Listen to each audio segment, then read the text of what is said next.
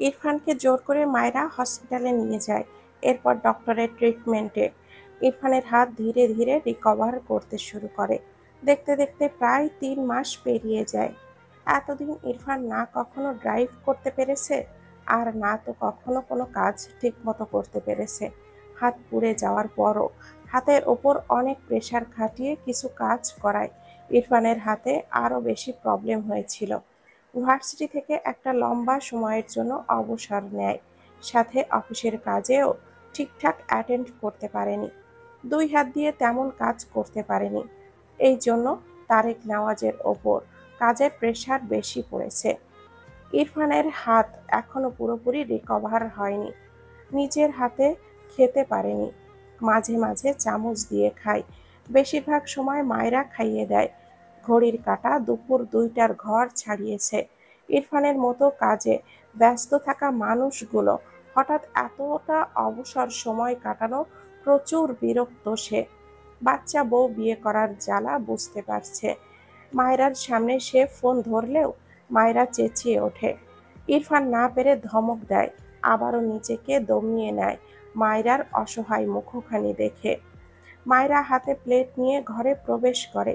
ইরফানকে পা মেলে বেডের এক কোণায় বসে থাকতে দেখে এগিয়ে আসে। হাতের প্লেট বেডের ওপরে রেখে তার পরনের ওড়না মাথা থেকে নামিয়ে গলার সাথে দুবার পেঁচিয়ে নেয়। এরপর ইরফানের সামনে পা ভাঁজ করে বসলে ইরফান চোখ মেলে তাকায়। মায়েরা ভাত মাখিয়ে ইরফানের মুখের সামনে ধরলে ইরফান গম্ভীর গলায় বলে, তুমি খেয়েছো? মায়েরা মলিন মুখে ইরফানের দিকে তাকিয়ে থাকে। মায়েরা ইরফানকে শুধু ভালোবেসে খাইয়ে দিতে চেয়েছিল, কিন্তু ইরফানের এইসব উল্টোপাল্টা কাজে মায়েরার দায়িত্ব পালন করতে খাইয়ে দিতে হয়। এখানেও ভালোবাসা আছে, কিন্তু মায়েরার ভীষণ খারাপ লাগে। ইরফানকে খাইয়ে দিতে আসলে মায়েরার সবার আগে ইরফানের 2 হাতের দিকে চোখ পড়ে। দৃষ্টি নামিয়ে মায়েরা ইরফানের হাত দুটোর দিকে তাকালো। হাতের তালু দুটো কেমন যেন কালচে হয়ে গিয়েছে। মায়রার চোখ ঝাপসা হয়ে যায়। ইরফান ভুরু কুঁচকে বলে, হোয়াট হ্যাপেন্ড? কথা বলছো না কেন? মায়রা বেশ কয়েকবার পলক ঝাপটে নিজেকে স্বাভাবিক করে নিল। এরপর ইরফানের দিকে চেয়ে মৃদু হেসে বলে, একসাথে খাবো। ইরফান বেশ কিছুক্ষণ তীক্ষ্ণ চোখে মায়রার চোখের দিকে তাকিয়ে থাকে। মায়রাকে টেনে তার কোলে বসিয়ে বলে, খাওয়াও ফার্স্ট। মায়রা কিছুই বলল না। ইরফানের হুটহাট এমন কাজে মায়রা বেশ অনেকটা অভ্যস্ত হয়ে গিয়েছে। মায়রা ইরফানকে খাওয়ার সাথে নিজেও খায়। মায়রা তার মুখে খাবার নেওয়ার সময় ইরফানের দিকে তাকালে দেখল ইরফান তার দিকেই চেয়ে আছে। মায়রা মুখে খাবার নিয়ে সবটুকু চিবিয়ে গিলে নেয়। এরপর ইরফানের উদ্দেশ্যে বলে ওঠে, আপনি কি অন্য দিকে তাকাতে পারেন না? মুখের সামনে এভাবে তাকিয়ে থাকলে কোনো কাজ করা যায়? ইরফান চোখ ছোট ছোট করে বলে, মাই উইশ। ডিস্টার্ব করো না, ফার্স্ট খাওয়াও। মায়েরা মুখ ভেঙায়, বিড়বিড় করে, শালা ইংরেজ সাদা বিলাই। ইরফান গম্ভীর গলায় বলে, I am your husband, not শালা। মায়েরা থতমত খেয়ে তাকায়। মেকি হেসে বলে, হ্যাঁ হ্যাঁ জানি। কথাটা বলে ইরফানের দিকে তাকায়। ইরফান আজ একটু বেশি চুপচাপ। যদিও ইরফান তো এমনই, কম কথা বলে, কিন্তু আজ কেন যেন একটু বেশি কেমন যেন লাগছে। কেমন যেন খিটখিটে মেজাজে কথা বলছে। মায়েরা শেষ খাবারটুকু ইরফানের মুখে দিয়ে ইরফানের কোল থেকে নেমে যায়। ইরফান কিছুই বলল না। মায়েরা এবার সত্যি অবাক হয়। এই ইরফান তো তাকে শুধু জ্বালায়। আজ হলোটা কি? মায়েরা ডান হাত এঁটো প্লেটটা ধরে রেখে বাঁ হাত কোমরে রেখে ইরফানের সামনে এসে দাঁড়ায়। চোখ ছোট ছোট করে বলে, আপনার কি হয়েছে বলুন তো? ইরফান বিরক্তির কণ্ঠে বলে, নাথিং। মায়েরারও বিরক্ত লাগে। এই অসহ্য লোকটার আবার হয়েছেটা কি? উফ, আর নেওয়া যায় না। মায়েরা কিছু একটা ভেবে মনে মনে হেসে নরম কণ্ঠে ডাকে, শিশরাজ। মায়রার ডাকে ইরফান শীতল দৃষ্টিতে তাকায় মায়রার দিকে। মায়রা মনে মনে হাসে। ওপরে ওপরে মুখটা ছোট করে বলে, জানেন, শ্যামবর্ণের ছেলেরা ভীষণ সুন্দর হয়, আর যে ছেলেদের চোখের মনি কালো তারা তো মারাত্মক সুন্দর হয়। কিন্তু আমার কপালে এক বিলাই চোখওয়ালা, সাথে গায়ের রং সাদা ফকফকা স্বামী জুটছে। যার মধ্যে সুদর্শনের দন্তস্বও নেই। আমার কপালটা কি পোড়া একবার ভাবুন তো। ইরফান চোখ শক্ত করে মায়রার দিকে চেয়ে আছে। এমনিতেই তার এক দাদা কাজ স্তূপ হয়ে আছে 3 মাসের গ্যাপে। তার বাবা অফিসে গেলেও সবকিছু সামলে নিতে পারেননি তিনি। মাথা হ্যাং হয়ে আছে তার। এর মধ্যে এই স্টুপিড তার সাথে বাদরামি করছে। রেগে দাঁতে দাঁত চেপে বলে, স্টুপিড গার্ল, থাপ্পড় দিয়ে সব দাঁত ফেলবো তোমার। মায়েরা মিটিমিটি হেসে ডান গাল পেতে দিয়ে বলে, ফেলেন তো দেখি কেমন পারেন। ইরফান বসা থেকে উঠে দাঁড়ালে মায়েরা দ্রুত এক পা পিছিয়ে যায়। ইরফান মায়েরার দিকে এগিয়ে আসতে নিলে মায়েরা 2 হাতে প্লেট শক্ত করে ধরে দৌড় দেয়। ইরফান ধরতে গিয়েও পারল না, বিড়বিড় করলো, স্টুপিড বাদর। মায়েরা ঘর থেকে বেরিয়ে নিচে যেতে গিয়েও আবারও উল্টো ঘুরে এসেছে। না না বাবা, এসব নিয়ে মজা করা যাবে না। ইরফান যা মানুষ, তার কথা অনুযায়ী যদি আবার কোনো পাগলামি করে। মায়েরা আবারও উল্টো ঘুরে ঘরে এসে দেখল ইরফান ওয়াশরুমের দিকে যাচ্ছে। মায়েরা দ্রুত বলে ওঠে, শিশরাজ শুনুন।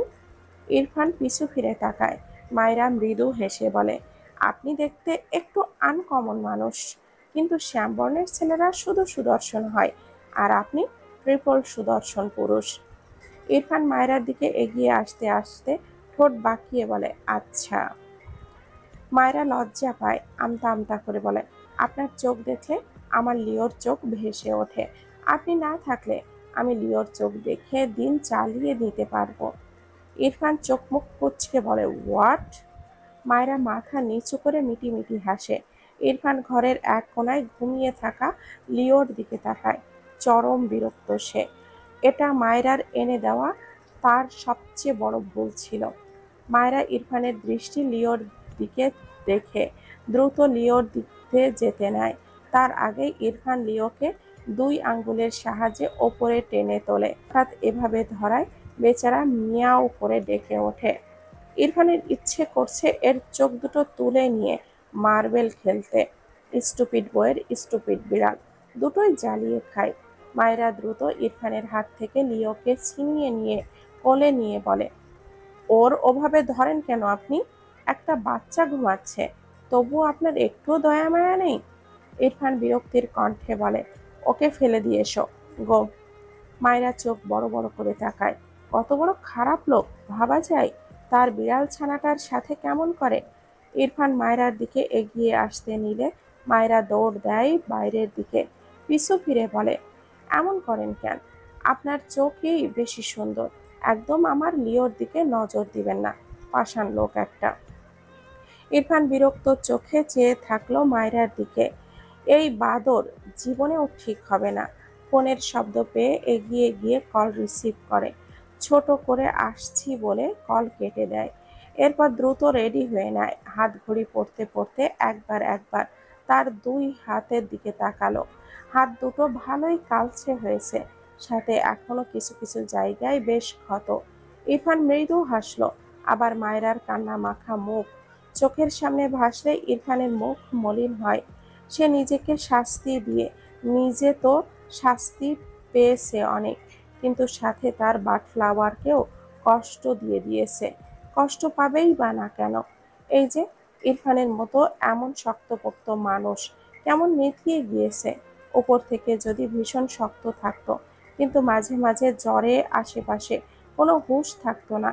একটু একটু চোখ মেলে কান্নারত মায়েরাকে দেখে তার কি যে খারাপ লাগতো। দীর্ঘশ্বাস ফেলে ঘর থেকে বেরিয়ে যায় অফিসের উদ্দেশ্যে।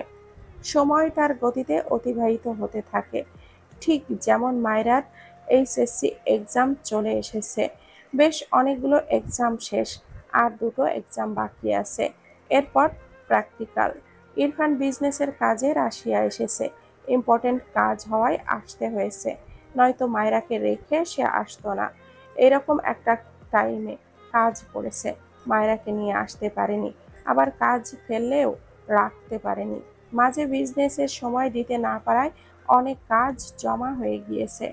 ইরফানের সাথে শুদ্ধ ফাইজও এসেছে। এর কারণ আছে। ইরফান কাজ রাশিয়ায় হওয়ায় এসেছে নাসিমের সাথে দেখা করতে। সকলের সাথে একসাথে দেখাও হয়ে গেল। সাথে ইরফানের কাজও কমপ্লিট হলো।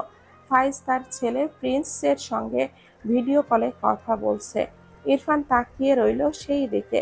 মায়রার কথা ভাবতেই মাথায় মাহিরা নামটি বাজল। ইরফান ঠোঁট বাঁকিয়ে হাসল।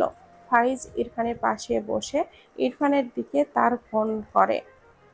ওপাশ থেকে ইনায়ার কোলে বসা 1 বছরের প্রিন্স 2 হাত মেলে দেয়। ইরফান মৃদু হাসে প্রিন্সের দিকে তাকিয়ে। ইনায়া ইরফানের সাথে টুকটাক কথা বলল প্রিন্সকে খাওয়াতে খাওয়াতে। হঠাৎই বাচ্চা ছেলেটি কাশতে থাকে। ইরফান সামনে টেবিল থেকে দ্রুত পানির গ্লাস নিয়ে সামনে ধরে বলে, প্রিন্স, টেক ইট। পাশ থেকে ফাইজ শব্দ করে হেসে ওঠে। ইনায়া প্রিন্সকে পানি খাইয়ে দিচ্ছে। ইরফানের কাণ্ডে সেও না হেসে পারল না। ফাইজ হাসতে হাসতে বলে, তোর একটা বাচ্চা দরকার ভাই, আমি বুঝেছি। ইরফান ব্যাপারটা বুঝতে পেরে তবদা খেয়ে চেয়ে আছে। প্রিন্সকে হঠাৎ এভাবে কাশতে দেখে এটা খেয়ালই ছিল না যে প্রিন্স ফোনের ওপাশে। ফাইজ আবারও হেসে বলে, মনে হয় খুব তাড়াতাড়ি আমার প্রিন্স বাবার একটা ভাই বোন পাবো। বুঝলে লিটল কুইন, তোমার ভাই তো আমার প্রিন্সকে কনফিউজড করে দিবে। ওর বাবা নাকি আমি নাকি ও। ইনায়া হাসতে হাসতে বলে, আমার ভাইয়ের মতো আদর করতে পারেন না আপনি, ভাইয়ের থেকে একটু শিখুন। ফাইজ ইনোসেন্ট ফেস বানিয়ে তাকায় প্রিন্সের দিকে। তার ছেলেকে নাকি সে আদর করে না। ইরফানের জন্য তাকে অপবাদ নিতে হচ্ছে। ফাইজ প্রিন্সের সাথে আরেকটু দুষ্টু মুখ করে কল কেটে দেয়। এরপর ইরফানের দিকে চেয়ে বলে, আর কয়দিন পর মায়েরা ভার্সিটিতে উঠবে, তুই এবার আমার প্রিন্সের ভাই বোন আনার ব্যবস্থা কর। ইরফান বিরক্তির কণ্ঠে বলে, আর ইউ ম্যাড? আমার বউ বাচ্চা। শুদ্ধ সোফায় বসতে বসতে হেসে বলে, মায়েরা তোর সাথে সারা জীবনই বাচ্চা থাকবে সোনা। সে আমরা জানি। তুই চাইলেই ওই বাচ্চার পেট থেকে ডজন ডজন ছাও বের হবে, বুঝলি? ফাইজ হাসছে। ইরফান বিরক্ত হয়। তার বাচ্চা বউকে নিয়ে কী সব আলোচনা। বিরক্ত নিয়ে বসা থেকে উঠে দাঁড়িয়ে নাসিমের ঘরের দিকে যায়। শুদ্ধ আর ফাইজ হাসল। নাসিম বেলকুনিতে দাঁড়িয়ে অনেক তারার ভিড়ে গোল থালার মতো করে চাঁদটি জ্বলজ্বল করছে। নাসিমের দৃষ্টি সেই জ্বলজ্বল করা চাঁদে। আজ সকালে ইরফান, ফাইজ, শুদ্ধ এসেছে। সারাদিন 4 বন্ধু বেশ ভালোই সময় কাটিয়েছে। যদিও ইরফান চুপচাপ থাকে, তবে এইভাবে তারা ইরফানের সঙ্গেও মেনে নেয়। ইরফানকে যেন এভাবেই ভালো লাগে। কিন্তু তার মন খারাপ, ভীষণ মন খারাপ। ইরফানকে দেখে তার চোখে, ইরফানের মুখে মায়রার প্রতিচ্ছবি ভাসে। তার কল্পনায় থাকা বারবি ডল ইরফানের জন্য হাসে, ইরফানের জন্য কাঁদে, ইরফানের জন্য বাঁচে। সব কিছুই ইরফানের জন্য। নাসিমের মুখে মলিন হাসি ফুটে ওঠে। সে বারবি ডলকে ভুলতে পারে না। মুভ অন আর বিয়ে, এই দুটো শব্দর প্রতি নাসিমের বিষাদ কাজ করে। সবার মুখে তার এর জন্য শব্দ দুটো থাকে। কেন সবাই তাকে কষ্ট দেয়? সে তো এভাবেই বেশ আছে। বারবি ডল নামে এক আস্ত অনুভূতিকে হারিয়ে ফেলার অনুভূতি লালন করার মাঝেও এক তিক্ত স্বাদ আছে। অন্তরার বলা কথাটা মনে পড়ল। ভালোবেসে ভালো হতে না পারলেও খারাপ হওয়ার মাঝেও এক ভালো লাগা লুকিয়ে থাকে। নাসিম বিড়বিড় করল, ভালোবেসে সবাই ভালোবাসা জিতিয়ে নিয়ে পূর্ণতার হাসি হাসে। আমি না হয় ভালোবেসে ভালোবাসা হারিয়ে অপূর্ণতার ঘেরা মলিন হাসি হাসলাম। কথাটা বলে দীর্ঘশ্বাস ফেলল। এরপর থালার মতো চারটির দিকে গভীর দৃষ্টি রেখে কিছুটা আওয়াজ করে মলিন হেসে বলে, তুমি চাঁদের চেয়েও দামি বারবি ডল। চাঁদকে ছুঁতে না পারলেও দেখা যায়, কিন্তু আমি তোমাকে ছোঁয়া তো দূর, দেখার অধিকারটুকুও হারিয়ে ফেলেছি। একটু থেমে আবারও বলে, তোমাকে কখনো ভুলতে পারবো না বারবি ডল। ইরফান নাসিমের ঘরে এসেছিল। বেলকুনি থেকে এক পা বাড়াতে গিয়েও নাসিমের কথা শুনে পা থেমে যায়, সাথে চোয়াল শক্ত হয়ে যায়। 2 হাত মুষ্টিবদ্ধ করে নেয়। ইরফানের পাশে শুদ্ধও এসে দাঁড়িয়েছিল। বেচারা নাসিমের কথাটা শুনে ঘাড় বাঁকিয়ে ইরফানের দিকে তাকায়। যা বোঝার বুঝল। ইরফান রেগে নাসিমের দিকে এগিয়ে যেতে নিলে শুদ্ধ ইরফানকে টেনে ধরে। ইরফান শুদ্ধকে ধাক্কা দিতে চায়, রেগে বলে, শুদ্ধ, আমাকে ছাড়। ইরফানের গলা পেয়ে নাসিম পিছু ফিরে তাকায়। শুদ্ধ আর ইরফানকে এভাবে দেখে অবাক হয়, এগিয়ে এসে বলে, আরে তোদের কি হয়েছে? ইরফান ভস্ম করে দেওয়া চোখে তাকায় নাসিমের দিকে। নাসিম বুঝলো না ইরফানের দৃষ্টির মানে। ইরফান রেগে কিছু বলার আগেই শুদ্ধ বলে ওঠে, মায়রার 105 জ্বর। শুদ্ধর কথা শুনে ইরফান বিস্ময় চোখে তাকায় শুদ্ধর দিকে। নাসিম নিজেও শুদ্ধর দিকে অবাক হয়ে তাকায়। ঢোক গিলল। ইরফান দ্রুত শুদ্ধের থেকে নিজেকে ছাড়িয়ে নেয়। পকেট থেকে ফোনটা বের করে মায়রার নাম্বারে কল করে। সে বেশ কিছুক্ষণ আগেই কয়েকবার কল করেছিল। মায়রা কল রিসিভ করেনি। সে ভেবেছে মায়রা ঘুমিয়েছে, কিন্তু শুদ্ধর কথা শুনে তার আর কিছুই মাথায় আসেনি। চিন্তায় মাথা ফেটে যাচ্ছে। ইরফান মায়রাকে ফোনে না পেয়ে শুদ্ধর দিকে চেয়ে অসহায় কণ্ঠে বলে, আমার বাটফ্লাওয়ারের কি হয়েছে? ও কোথায়? আমার কল রিসিভ করছে না কেন? শুদ্ধ ঢোক গিলল। নাসিম নিজেও চিন্তিত, তবে ইরফানকে দেখে অবাক হচ্ছে। আসলে এই রকম ইরফানকে সে সামনে থেকে দেখেনি। শুদ্ধর মুখে গল্প শুনেছে, কিন্তু সামনে থেকে এমন অসহায়ত্বে ঘেরা ইরফানকে সে দেখেনি বললেই চলে। শুদ্ধ মৃদু স্বরে বলে, মামা মামিকে কল দিয়ে দেখ। আমাকে কেন বলছিস? ইরফান দ্রুত তার বাবার নাম্বারে কল করে। রিং হয়। ইরফান চিন্তিত বদনে ঘর থেকে বেরিয়ে গেলে শুদ্ধ স্বস্তির নিঃশ্বাস ফেলে। ইরফান বেরিয়ে যেতেই নাসিম এগিয়ে এসে বলে, বারবি ডলের এখন কেমন আছে রে? শুদ্ধ বিরক্ত হয়ে বলে, বালের বারবি ডল! তোর বারবি ডলের পেটে ইরফানের 4 জোড়া বাচ্চা আছে। এবার ওকে ভুলে যা। একটু স্বাভাবিক হ প্লিজ। নাসিম অসহায় দৃষ্টিতে তাকায় শুদ্ধের দিকে। কিচ্ছু বলল না। মেয়েটি ইরফানের বউ, আর চিন্তা করাটা শোভা পায় না। ছোট করে বলে, আচ্ছা। শুদ্ধর খারাপ লাগলো। সে কাদের মাঝখানে এসে পড়ল। কাকেই বা দোষ দিবে? নাসিম শুদ্ধকে পাশ কাটিয়ে ঘরে চলে আসে। শুদ্ধ ডান হাতের 2 আঙ্গুলের সাহায্যে কপাল ঘষে। নাসিম তার ঘরে এসে টেবিলের কোণায় দাঁড়ায়। চোখ জোড়া ঝাপসা। সে তো অস্বাভাবিক নয়। সে বারবি ডলের জায়গাটা কাউকে দিতে পারে না। এটা কি তবে তার ব্যর্থতা? 2-1টা ব্যর্থতা জীবনে থাকলে খুব কি ক্ষতি হয়? এই তো থেকে কষ্ট হয়, দীর্ঘশ্বাস বেরিয়ে আসে, এতে খুব বেশি ক্ষতি হয় না তো। ভাবনায় আসে, এক জীবনের সবার কি সব পাওয়া হয়? এই যে সামিয়া, সে যে কিছুই পায়নি। নাসিমের খারাপ লাগার পরিমাণ আরও তীব্র হলো। সামিয়ার সাথে তার হঠাৎ দেখা, একদিনের পরিচয়, অথচ মেয়েটিকে সে আজও ভুলতে পারেনি।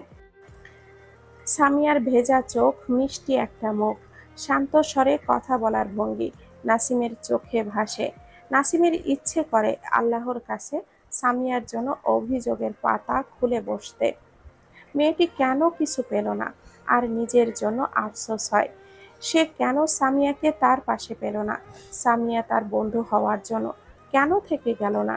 তার যে ভীষণ আফসোস হয়। বারবি ডলকে না পাওয়ার আক্ষেপ প্রথম থেকেই মেনে নিয়েছে, কিন্তু সামিয়াকে বন্ধু হিসেবে পাওয়ার আক্ষেপটা বেশ অনেক বেশি।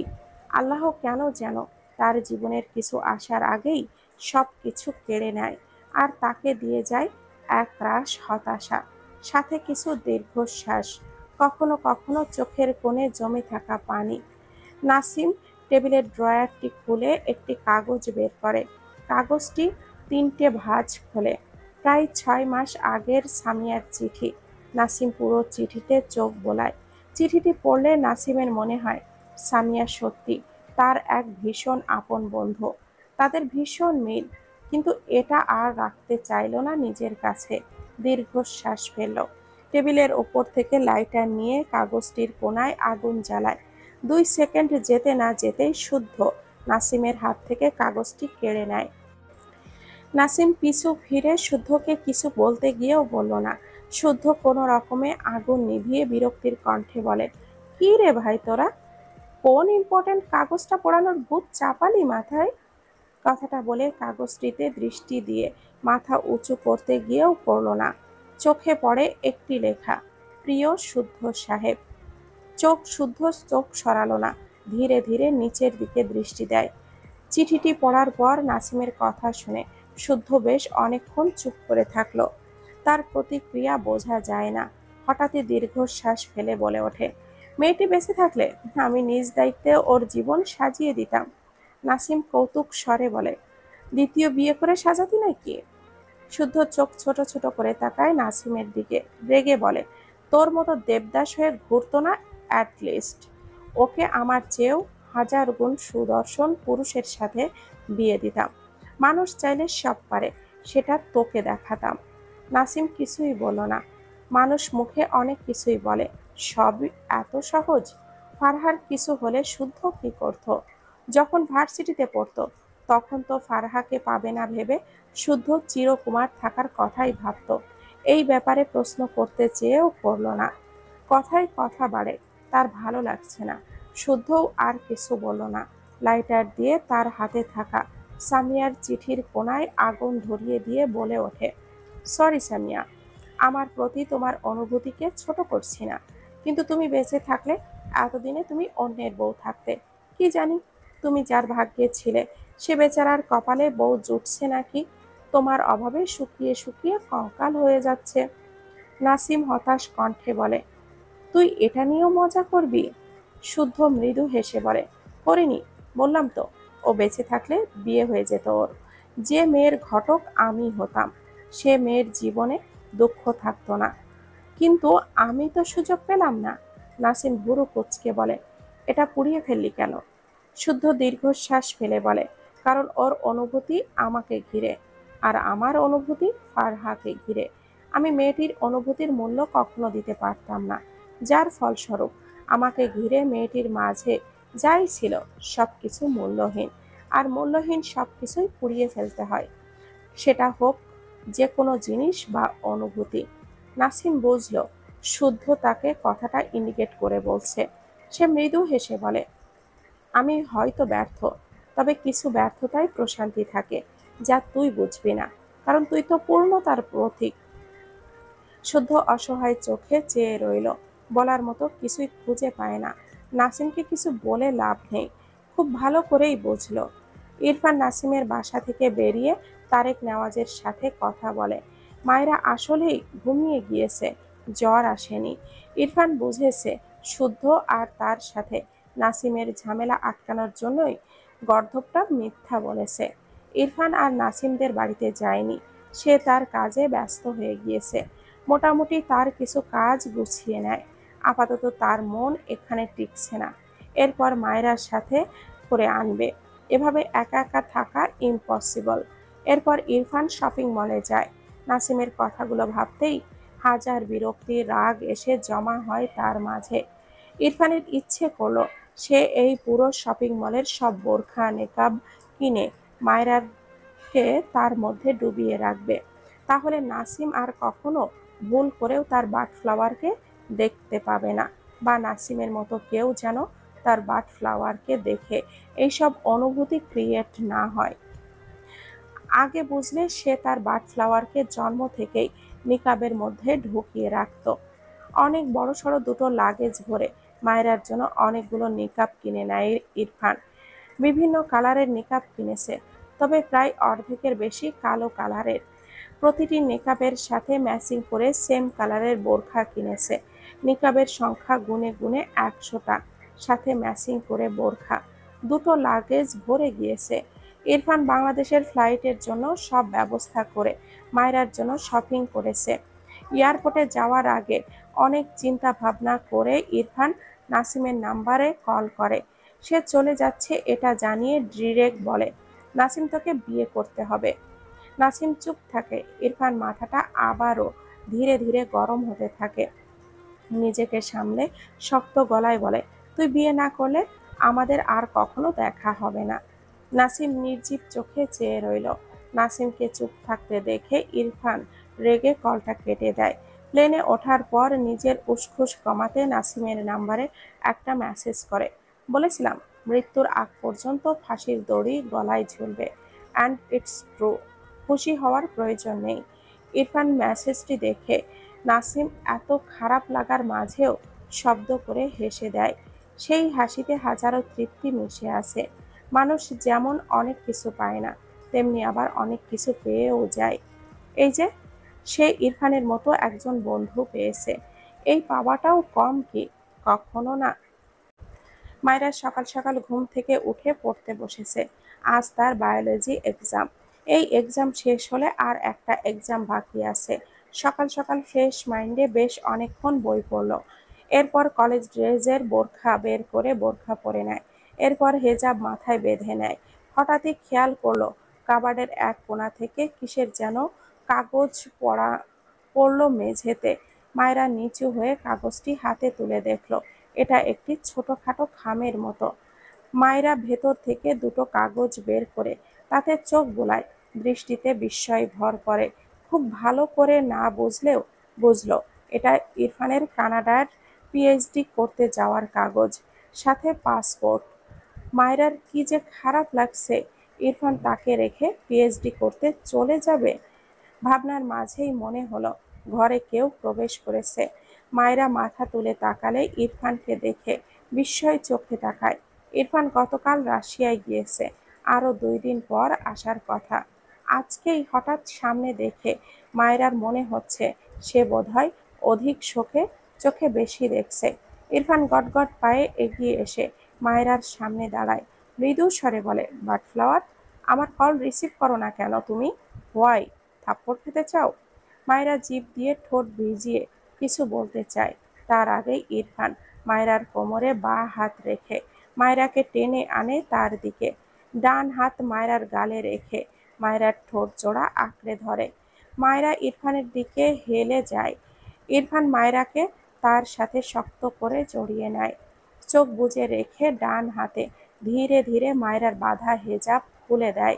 এরপর ডান হাতে মায়রার বোরখার চেইন খুলে দেয়। মায়রা ইরফানকে ঠেলে, কিন্তু ইরফান পাত্তা দেয় না। সে তার কাজে ব্যস্ত। মায়রার বোরখার নিচে জামার চেইনও একটানে খুলে দেয়। মায়রা ছটফটায়। আর একটু পর তার এক্সাম। আর এই লোক কি শুরু করেছে! ইস! হঠাৎই তারেক নেওয়াজের গলা পায়। মায়রাকে ডাকতে ডাকতে এই দিকেই আসছে। মায়রার চোখ বড় বড় হয়ে যায়। 2 হাতে ইরফানকে এত ঠেলা ঠেলে, বেচারা কিছুতেই কিছু করতে পারল না। বরং ইরফান আরো শক্ত করে ধরে মায়রাকে। মায়রার কান্না পায়। ইরফান যেন শুনতে পাচ্ছে না কিছুই। তারেক নেওয়াজের কণ্ঠ আরো কাছ থেকে শুনতে পেয়ে মায়রার ছটফটানি বাড়ে। ইরফান চরম বিরক্ত হয়ে মায়রাকে ছেড়ে রেগে বলে, স্টুপিড গার্ল, আদর করছি না আমি? অল টাইম ডিস্টার্ব করো কেন? বড় হবে না তুমি?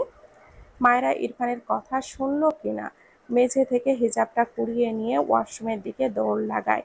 ইরফান বিরক্তির চোখে মায়েরার কাণ্ড দেখল। পেছন থেকে তারেক নেওয়াজ ছেলের কথাটা শুনে একটু কেশে উঠল। ইরফান তার বাবার কণ্ঠ পেয়ে পিছু ফিরে তাকায়। তারেক নেওয়াজ গলা ঝাড়ল। ইরফানের অভিব্যক্তি স্বাভাবিক। তার বাবা যে তার কথা শুনেছে, এর জন্য একটু লজ্জা পাওয়া উচিত, কিন্তু তার ছেলে লজ্জা পাচ্ছে না। তারেক নেওয়াজ ইরফানের বাবা হিসাবে চরম হতাশ। ইরফান ভুরু কুঁচকে বলে, কিছু বলবে? তারেক নেওয়াজ আশেপাশে তাকিয়ে বলে, মায়রাকে ডেকে দাও, ওর এক্সাম আছে, ওকে কলেজে নিয়ে যাব।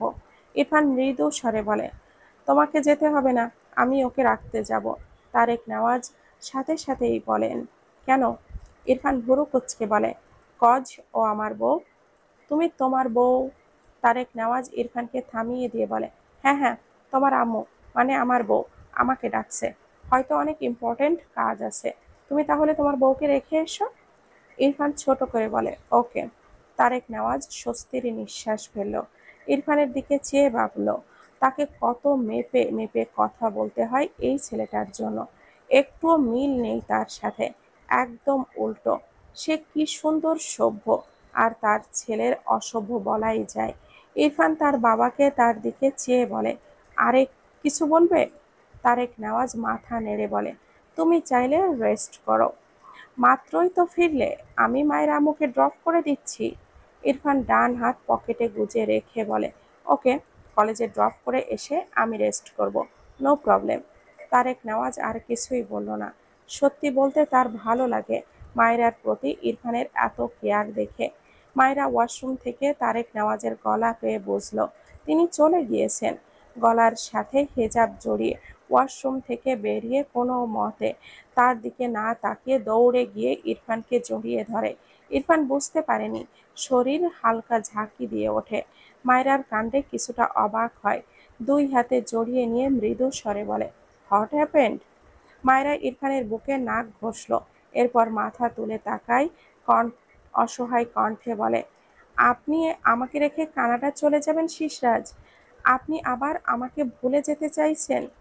ইরফান ঠোঁট বাঁকিয়ে বলে, ইন্টেলিজেন্ট গার্ল। মায়রা ইরফানের বুকে থাপ্পড় দিতে দিতে রেগে বলে, আমি আপনাকে যেতে দিব না, পাষাণ লোক আপনি, শুধু আমাকে ভুলে যেতে চাই। ইরফান ডান হাতে মায়রার দুই হাত ধরে বাঁ হাতে মায়রাকে তার সাথে চেপে মৃদু স্বরে বলে, লিটিল গার্ল, তোমার জন্য কত কিছু স্যাক্রিফাইস করেছি, কোনো আইডিয়া আছে? মায়রা ভুরু কুঁচকে তাকায়। ইরফান মায়রাকে ছেড়ে ওয়াশরুমে যেতে যেতে বলে, you know what flower, PhD করার জন্য যা যা অ্যারেঞ্জ করেছিলাম সব কিছু ক্যান্সেল করেছি just for you. I feel like I am an uneducated now. Mayra বোকা বোকা চোখে চেয়ে দেখল ইরফানকে। খারাপই লাগলো, ইরফান তার জন্য একটু শান্তি করে পড়তেও পারেনি, কিন্তু সে তো বারণ করেনি। আবার ভাবলো, একটু আগেই তো বারণ করলো, এখন একটু লজ্জাও লাগছে। নিজের মাথায় নিজেই থাপ্পড় দিয়ে হেজাব বাঁধতে শুরু করলো। কিছু একটা ভেবে ইরফানের উদ্দেশ্যে বলে, আপনার তো আরো দুদিন পর আসার কথা, আজ আসলেন কেন? ইরফান পিছু ফিরে থেকেই একটু ঠোঁট বাঁকিয়ে বলে, বাংলাদেশি গার্লফ্রেন্ড কল করেছিল। মায়রা রেগে তাকায় ইরফানের দিকে, অসভ্য লোক একটা, শুধু উল্টোপাল্টা কথা বলবে। মায়রা এক্সাম শেষে বাড়ি ফ্রেশ হয়ে খেয়ে নামাজ পড়ে ইরফানের সাথে ঘুমিয়েছিল। এক্সামের জন্য তার ভালোভাবে ঘুম না হওয়ায় এক ঘুমে পুরো সন্ধ্যার পর ঘুম ভেঙেছে। ইরফান বাম কাত হয়ে শুয়ে ঘুমে বিভোর। মায়রা ইরফানের দিকে খানিকটা ঝুঁকে ইরফানের বালিশের কোণায় মাথা রাখে। ইরফানের ঘুমন্ত মুখপানে চেয়ে মৃদু হাসে মায়রা। কলেজ থেকে ফেরার সময়ের কথা মনে পড়ল। মায়রা এক্সাম শেষে কলেজ গেট থেকে বেরিয়ে ইরফানকে দেখে অবাক হয়, এগিয়ে এসে বলে, আপনি এখানে কেন, বাড়িতে যাননি? ইরফান চোখ দুটো লাল, গতকাল সারা রাত ঘুমায়নি, আবার মায়রার এক্সামের পুরোটা সময় এখানে এভাবেই দাঁড়িয়েছিল। ইরফান মায়রার বাঁ হাতে আগলে নিয়ে মৃদু স্বরে বলেছিল, একসাথে ঘুমাবো বউ, একা একা ঘুম আসে না। মায়েরা কথাগুলো ভেবে হেসে ফেলল। ইরফানকে নিয়ে কি বলবে মেয়েটা বুঝে পায় না। ইরফানের হাত দুটোর দিকে চোখ পড়লে মুখখানা মলিন হয়ে যায়, হাত দুটো অনেকটাই কালচে হয়ে গিয়েছে। মুখ এগিয়ে নিয়ে ইরফানের দুই হাতে দুটো চুমু খায়, এরপর বেড থেকে নেমে নামাজ পড়ে নেয়। ঘরের এক কোণায় দুটো লাগেজ দেখে মায়েরা এগিয়ে গিয়ে লাগেজের চেন খুলে অবাক হয়। দুটো লাগেজ ভর্তি নিকাব আর বোরখা। একটা লাগেজে শুধু কালো কালারের বোরখা আর নিকাব, আর অপর লাগেজে কালো সহ আরো বিভিন্ন কালারের বোরখা নেকাব। মায়েরা অবাক না হয়ে পারে না। কালো কালার ইরফানের ভীষণ পছন্দের, এটা মায়েরা এতদিনে বুঝে গিয়েছে। এই যে সে ঘরের সব জিনিসও কালো। ইরফানের কাবার্ডের 600টা শার্ট প্যান্ট, তার মধ্যে 500টাই কালো। যদিও ইরফানের শার্ট প্যান্ট হয়তো আরো বেশিই হবে। ইরফান যে ভীষণ বিলাসী জীবন যাপন করতে পছন্দ করে, এটাও মায়েরা বুঝেছে। পেছন থেকে ইরফান বলে, কি করছো বাটফ্লাওয়ার? মায়েরা উঠে দাঁড়ায়, ইরফানের সামনে দাঁড়িয়ে অবাক হয়ে বলে, এতগুলো বোরখা নেকাব কার জন্য এনেছেন? ইরফান মৃদু স্বরে বলে, তোমার। মায়েরা বলতে নেয়, তাই বলে এত? বলতে গিয়েও থেমে যায়। সেই জুতোগুলোর কথা মনে পড়ে যায়, থাপ্পড়ের কথাগুলো মনে পড়ে। ইরফান ভুরু কুঁচকে বলে, হোয়াট? মায়েরা মিনমিন করে বলে, আমি তো নেকাব পরি না। ইরফান মৃদু স্বরে বলে, এখন থেকে পড়বে। মায়েরা মাথা নিচু করে বলে, আমি তো মুখ ঢেকে থাকতে পারি না, অভ্যাস নেই। ইরফান দুই হাতের আজলায় মায়রার মুখটা নেয়। মায়রা পিটপিট করে ইরফানের দিকে তাকায়। ইরফানের কণ্ঠে আবেগ ঢেলে বলে, তোমার মূল্য আকাশে ভেসে থাকা চাঁদের চেয়েও 1000 গুণ বেশি বার্ডফ্লাওয়ার। চাঁদকে সবাই দেখতে পেলেও আমার বার্ডফ্লাওয়ারকে দেখার অধিকার শুধুমাত্র আমার। আমার মায়রা পরীর সৌন্দর্য অনুভব করার অধিকার তোমার শিশরাজ ছাড়া আর কারো নেই। মায়েরা অবাক হয়ে ইরফানের দিকে চেয়ে রইল। ইরফান মায়রার গালে হাত দিয়ে আবারও বলে, আমার মায়রা পরীকে জাস্ট আমি দেখতে চাই, নো ওয়ান এলস, আন্ডারস্ট্যান্ড? মায়রা কি প্রতিক্রিয়া দিবে বুঝতে পারে না। দুই হাতে ইরফানকে জড়িয়ে ধরে ছোট করে বলে, আচ্ছা শিশরাজ। ইরফান মৃদু হাসল, দুই হাতে মায়রাকে আগলে নেয়। একটু পর মায়রা মাথা উঁচু করে বলে, আপনি আজকে কয়টা সিগারেট খেয়েছেন? আজ মায়রা যখন পরীক্ষা হয়ে হলে ছিল তখন পুরো 3 ঘন্টা ইরফান বাইরে দাঁড়িয়ে দাঁড়িয়ে অপেক্ষা করেছে, সাথে একটা একটা করে সিগারেট শেষ করেছে। এই জন্যই মূলত আজ অনেক খেয়ে ফেলেছে। ইরফান খুব স্বাভাবিকভাবেই উত্তর করে, অ্যাবাউট 15। মায়রা বিস্ময় দৃষ্টিতে তাকায়। রেগে ইরফানকে কথা শোনাতে ইচ্ছা করলো, তবে নিজেকে দমিয়ে আবদার করে, আমি সিগারেট পছন্দ করি না। আপনি আমার এই অপছন্দের সিগারেটটা ছাড়েন না কেন শিশরাজ? ইরফানের মুখটা ছোট হয়ে আসে। এটা কিভাবে সম্ভব? এটা তো আজকের অভ্যাস নয়, এটা ইম্পসিবল। মায়রার দিকে তাকিয়ে মৃদু স্বরে বলে, আমি আমার সাথে সব সময় অনেক চুইংগাম রাখি। তুমি অন্য কিছু বলো বাটফ্লাওয়ার, আই প্রমিস আমি এই সব শুনবো। মায়রার ভীষণ খারাপ লাগে। সে বোঝে একটা হ্যাবিট ছেড়ে দেওয়া সহজ কাজ নয়। মায়রা অসহায় কণ্ঠে বলে, আপনি জানেন না শিশরাজ, সিগারেট খেলে ফুসফুসে নষ্ট হয়ে যায়। আপনি কি আমার আগে ওপারে যেতে চান? আমার মতো আপনি ছাড়া আপন কেউ নেই শিশুওয়ালা। তবুও আপনি কেন আমায় একা রেখে চলে যেতে চান? কথাগুলো বলতে বলতে মায়রার চোখের কোণে পানি জমে ওঠে। ইরফানের নিজেকে ভীষণ অপরাধী লাগলো। মায়রার কথাটা একেবারে মিথ্যা নয়, কিন্তু মায়রার ইচ্ছাটাই তার কাছে সবচেয়ে বড়। মায়রার এই অপছন্দের জিনিসটা তার আরো আগেই তার লাইফ থেকে মুছে ফেলা উচিত ছিল। নিজের ওপর বিরক্ত হলো। মায়রাকে শক্ত করে জড়িয়ে নিয়ে মৃদু স্বরে বলে, আই এম সরি বাটফ্লাওয়ার। এরপর ডান হাতে মায়রার চিবুকে হাত রেখে মায়রার মাথা কিছুটা উঁচু করে মৃদু স্বরে বলে, তোমার জন্য সব কিছু করতে পারি butterflower. Cigarette is my first girlfriend and you are my heart, my everything. So মায়রাপুরীর জন্য ফার্স্ট গার্লফ্রেন্ডকে ভুলে যাওয়া ইটস নর্মাল। অবশ্যই তোমার ইচ্ছে পূরণ হবে অ্যান্ড আমি আমার ফার্স্ট গার্লফ্রেন্ডকে ভুলে যাব। Are you happy বাটফ্লাওয়ার? মায়রা কি বলবে বুঝতে পারে না, তবে ইরফান সিগারেটটিকে গার্লফ্রেন্ড বলায় শব্দ করে হেসে দেয়। হাসতে হাসতে ইরফানের বুকে কপাল ঠেকায়। ইরফান মায়রার চুলের ভাঁজে ঠোঁট ছুঁয়ে মৃদু হাসে। পরের দিন শুদ্ধ আর ফাইজ বাংলাদেশে ব্যাক করে। শুদ্ধ ফারহাকে তার মায়ের কাছে গ্রামে রেখে গিয়েছিল। ত্রিনা বেগম দরজা খুলে দিলে শুদ্ধ হেসে বলে, তোমার ছেলের বউ কোথায় মা? কি একটা অবস্থা! নিশ্চয় দরজাল বউটা এত ভালো ভোলা শাশুড়িকে দিয়ে সব কাজ করিয়ে নিচ্ছে, তাই না? আহারে, আমার বউয়ের শাশুড়ি কষ্ট পেও না, আমি ওকে। ত্রিনা বেগম শুদ্ধের কান টেনে বলে, এসেই বাদরামি শুরু করেছিস? ও রান্না করছে তোর জন্য। শুদ্ধ মাথায় হাত দিয়ে বলে, হাই আল্লাহ, তুমি আমার বউকে দিয়ে সব কাজ করিয়ে নিচ্ছ? ত্রিনা বেগম হতাশ কণ্ঠে বললেন, যা গোসল করে নে, বাদরামি ছাড় যা। শুদ্ধ হাসল।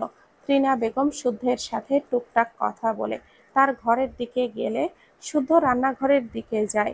পেছন থেকে দেখলো ফারহা ওড়নাটা পাশে খুলে রেখে চুলার সামনে দাঁড়িয়ে আছে। শুদ্ধ এগিয়ে গিয়ে পেছন থেকে ফারহাকে জড়িয়ে ধরে। ফারহা ভয় পেয়ে চিৎকার দিতে গিয়েও শুদ্ধর কথা শুনে থেমে যায়। শুদ্ধ মৃদু হেসে বলে, ভালোবাসি ফারহা পাখি। ফারহা উল্টো ঘুরে দাঁড়িয়ে বলে, এখান থেকে যাও, গোসল করে নাও, আমি আসছি। শুদ্ধ দুই হাতে ফারহার মুখে লেগে থাকা ঘাম মুছে দেয়। ফারহাকে দেখে তার সামিয়ার কথা মনে পড়ল। সত্যি বলতে তার খারাপ লেগেছে মেয়েটার জন্য, কিন্তু তার সবটা জুড়ে যে তার ফারহা পাখি।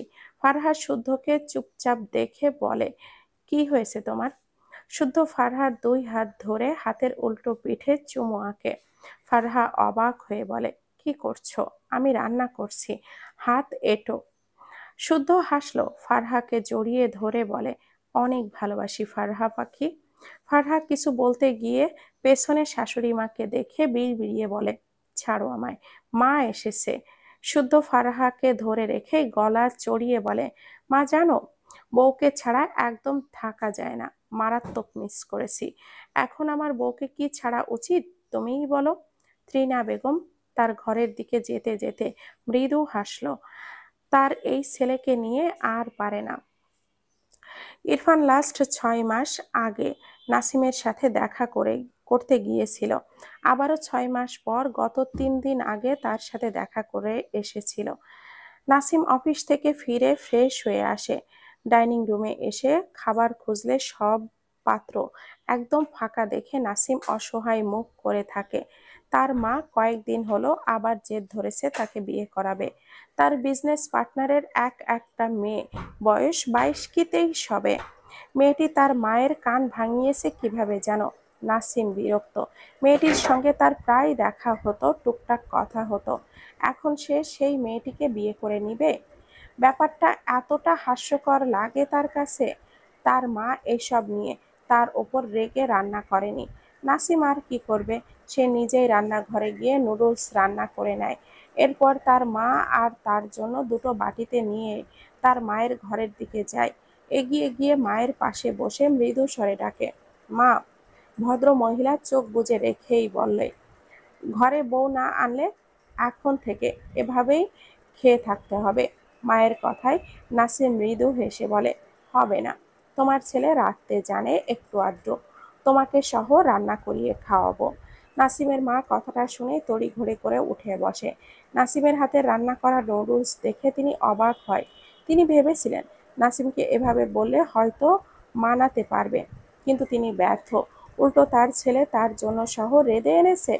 নাসিম মায়ের দিকে চেয়ে মলিন হাসল। হাতের বাটিটি রেখে মায়ের হাত তার দুই হাতের মাঝে রেখে একটা চুমু খেয়ে বলে, আমি এভাবে ভালো আছি মা। তুমি আমাকে বিয়ের কথা বললে আমি ভীষণ কষ্ট পাই। তুমি আমাকে কেন কষ্ট দাও মা? বারবি ডলকে ভাবি না আমি, কিন্তু আমি তো ওকে ভুলিও না মা। থাকি না এভাবে। ভদ্রমহিলার চোখ জোড়া ঝাপসা হয়। তার ছেলের জীবনটা গুছিয়ে দিতে পারলেন না তিনি। নিজেকে সামলে বলে, জানি মেয়েটির বিয়ে হয়ে গিয়েছে, কিন্তু মেয়েটি কে রে? খুব দেখতে ইচ্ছে হয়।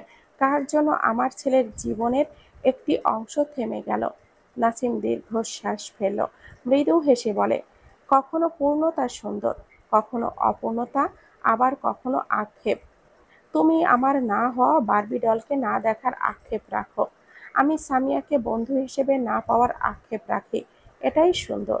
কথাগুলো বলে নাসিম খাওয়ায় মনোযোগ দিল। ভদ্র মহিলা ছেলের পানে চেয়ে রইল। নাসিমের ভেতর থেকে দীর্ঘশ্বাস বেরিয়ে আসে, যার সাথে হয়তো মিশে আছে বারবি ডল আর সামিয়া, এই দুটি নাম যাদের কখনো ভুলে যাওয়া যায় না। মায়রার এইচএসসি এক্সাম শেষে অ্যাডমিশন হয়। ভাগ্য সাথে থাকায় মায়রার ইরফানের ভার্সিটিতেই চান্স পেয়ে যায়। এটা নিয়ে মায়রা ভীষণ খুশি হয়েছিল। রাত তখন 10টা। ইরফান অফিস থেকে ফেরেনি। মায়রা ছাদের কোনায় এসে দাঁড়িয়েছে। তখনই ইরফানকে গাড়ি নিয়ে গেট দিয়ে ঢুকতে দেখে মায়রার ঠোঁটের কোণে হাসি ফুটে ওঠে। ইরফান গাড়িটি গ্যারেজে রেখে বাড়ির ভেতরে চলে যায়। মায়রার মনে কিছু চলছে। বেশ কিছুক্ষণ সময় অতিবাহিত হয়। সিঁড়িতে কারোর পায়ের শব্দ পেয়ে বুঝতে পারে ইরফান তাকে খুঁজে না পেয়ে ছাদে আসছে। ইরফানদের এই বাড়িটা 3 তলা, রেলিংটা বেশ মোটা। মায়েরা ভয়ে ভয়ে ছাদের প্রাচীরের ওপর উঠে দাঁড়ায়। তখনই ইরফান ছাদে এসে দাঁড়ায়। সামনে তাকিয়ে মায়েরাকে ছাদের রেলিংয়ের ওপরে দাঁড়িয়ে থাকতে দেখে হতভম্ব হয়ে যায়। ভীত কণ্ঠে বলে, বার্ডফ্লাওয়ার। মায়েরা যদিও ভয় পাচ্ছে, তবে ইরফানকে দেখে হাসল। ইরফান এগিয়ে আসতে নিলে মায়েরা দ্রুত বলে ওঠে, শিশরাজ, দাঁড়ান দাঁড়ান। ইরফান ধমকে বলে ওঠে, থাপ্পড় দিয়ে সব দাঁত ফেলবো তোমার। এখানে কেন উঠেছ? মায়েরা অসহায় কণ্ঠে বলে, শিশরাজ, আমাকে একদম বকবেন না, আমি কিন্তু লাফ দিব এখান থেকে। ইরফান ফোঁস করে শ্বাস ফেলে। একটু এগিয়ে এসে বলে, বার্ডফ্লাওয়ার, নেমে এসো। মায়েরা মাথা নেড়ে বলে, তাহলে বলুন, আপনি আমাকে পছন্দ করেন আর ভালোবাসেন? ইরফান চোখ ছোট ছোট করে তাকায়। এই স্টুপিটের বাদরামি দেখতেই তার দিন যায়। মায়েরা আবারও বলে, বলুন, আপনি আমাকে পছন্দ করেন আর অনেক ভালোবাসেন? মুখে উচ্চারণ করে বলবেন কিন্তু। ইরফান তীক্ষ্ণ চোখে চেয়ে মায়রার দিকে এগিয়ে আসতে আসতে বলে, আই ডোন্ট লাইক ইউ। মায়রা মুখ খোলায়, ইরফানকে অনেকটা কাছে দেখে মায়রা হঠাৎই পেছন দিকে শরীর ছেড়ে দেয়। ইরফান এক প্রকার দৌড়ে গিয়ে শরীর ছেড়ে দেওয়া মায়রাকে জড়িয়ে নিয়ে নিজের সাথে ভীত কণ্ঠে আওড়ায়, I like you but flower, love you a lot my heart. মায়েরা দুই হাতে ইরফানকে জড়িয়ে ধরে শব্দ করে হেসে ফেলে। ইরফানের বুক ধুকপুক ধুকপুক করছে। এই মেয়েটার বাদরামি লেভেলের কোথায় গিয়েছে? তার হার্ট অ্যাটাক করাবে এই স্টুপিড। ইরফান মায়রার মাথা উঁচু করে রেগে বলে, ভালো হবে না তুমি? পড়ে গেলে কি হতো? মায়রা ইনোসেন্ট ফেস বানিয়ে বলে, পড়বো না তো, শিশুওয়ালা থাকতে তার বাট ফ্লাওয়ার পড়ে যায় নাকি? ইরফান শীতল দৃষ্টিতে তাকায় মায়রার দিকে। মায়রা ইরফানের বুকে মাথা রেখে মৃদু হাসে। ফারহা, নুসরাত, শাহেদ, সাজিদ ভার্সিটির মাঠে বসে আছে। নুসরাত সবাইকে না জানিয়ে বিয়ে করার সাথে কন্টাক্ট অফ রাখায় সবার রাগ অভিমান বেশ কসরত করেই ভাঙিয়েছে নুসরাত। তার আপুর যে কি হয়েছিল, হঠাৎই অনেক রুড হয়ে গিয়েছিল। এ কারণেই মূলত সে সবার থেকে দূরে সরে গিয়েছিল। নুসরাত সাজিদের বাহুতে থাপ্পড় মেরে বলে, এই বিদ্যাসাগর আর ভালো হলো না, একটু কম করে পড় রে, আশেপাশেও একটু নজর দে, তোর বউ তো কেঁদে মরবে। নুসরাতের কথায় সবাই হাসলেও সাজিদ নুসরাতের থেকে কিছুটা দূরে সরে বলে, গা ঘেঁষবি না। সাজিদের কথায় নুসরাত অবাক হয়। সাজিদ তার দিকে কেমন যেন আর কথাই বলে না। শাহেদ হাসলেও ফারহা হাসল না, বরং সাজিদের দিকে চেয়ে রইল। সকলে আরো বেশ কিছুক্ষণ কথা বলার পর নুসরাত বাইরে বেরিয়ে যায়। শাহেদও চলে যায়। সাজিদ বসে থাকে। কিছুক্ষণ পর সাজিদ উঠে দাঁড়ালে ফারহা এগিয়ে এসে দাঁড়ায় সাজিদের সামনে। এরপর মৃদু স্বরে বলে, তুই কি ডিস্টার্ব সাজিদ? সাজিদ মৃদু স্বরে বলে, না। ফারহা সাজিদের দিকে তাকিয়ে বলে, তুই নুসরাতকে ভালোবাসিস তাই না সাজিদ? ফারহার কথায় সাজিদ বিস্ময় দৃষ্টিতে তাকায়।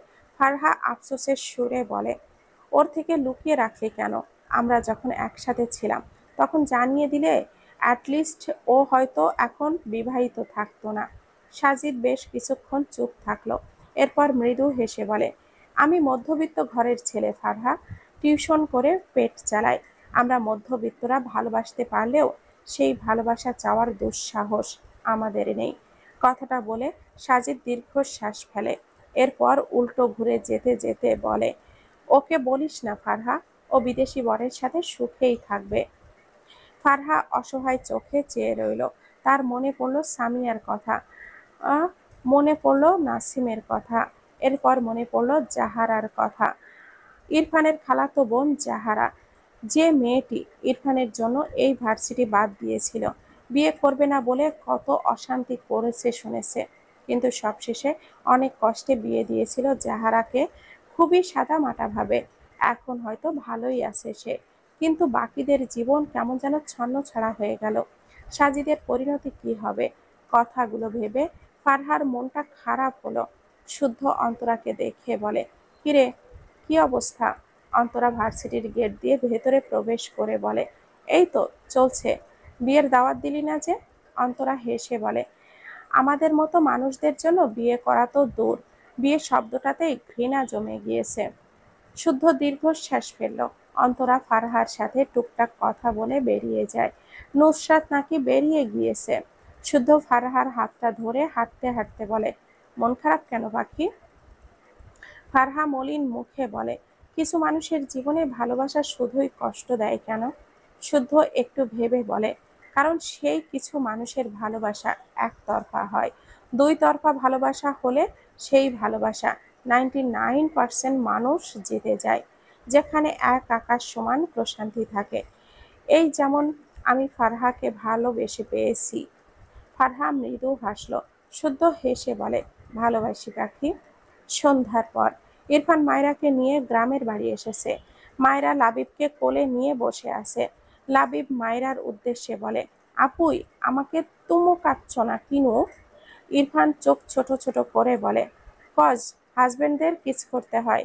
লাবিব ইরফানের দিকে চেয়ে বলে, তুমি শ্যাট আপ, তুমি পুচা, আপুকে টুমু কিতে দাও না, কবিজ দুলাবাই। মায়েরা মিটমিটিয়ে হাসছে লাবিবের কাণ্ড দেখে। ইরফান চোখ মুখ কুঁচকে তাকায়। মায়েরা হেসে বলে, আপনার অনুভূতি বলুন। ইরফান মৃদু স্বরে বলে, তোমার ভাইকে বিয়ে দিয়ে দিব। আমার বইয়ের ভাগ আর কত দিব। মায়েরা ইরফানের কথা শুনে হেসে ফেলল। লাবিব ভাবুক ভঙ্গিতে বলে, বিয়ে দিয়ে কি হবে? ইরফান সাথে সাথে বলে, তোমার বউ হবে। লাবিব তার ডান হাত বাড়িয়ে আঙ্গুলগুলো নাড়াতে নাড়াতে বলে, আমার বউ কোথায়? আমার বউ ইনি দাও।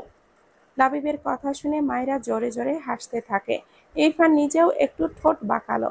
মায়েরা লাবিবকে ইরফানের কাছে রেখে ঘর থেকে বেরিয়ে এসেছে। তার মা রান্নাঘরে রান্না বসিয়েছে। মায়েরা এগিয়ে যায়। তার এখন এই বাসায় এসে ভীষণ ভালো লাগে। লাবিবের বাবা তাকে আর কিছুই বলে না। মায়েরা রান্নাঘরে গিয়ে তার মাকে পেছন থেকে জড়িয়ে ধরে। মায়েরার মা মৃদু হেসে বলে, এখানে আসলি কেন? ইরফান কিছু লাগলে বলিস না মা, বলিস মা। মায়েরা মুখ ফুলিয়ে বলে, হ্যাঁ হ্যাঁ, সারাদিন শুধু জামাই জামাই করো, আমাকে তো ভুলেই যাচ্ছ দিন দিন। মায়েরার মা হাসলো মায়েরার কথায়। রান্না ঢেকে দিয়ে মায়েরার দিকে ফিরে মৃদু হেসে বলে, তুই তো আমার মা, আমার মাকে কি করে ভুলি বলতো? মায়েরা তার মাকে জড়িয়ে ধরে বলে, তুমি এত ভালো কেন মা?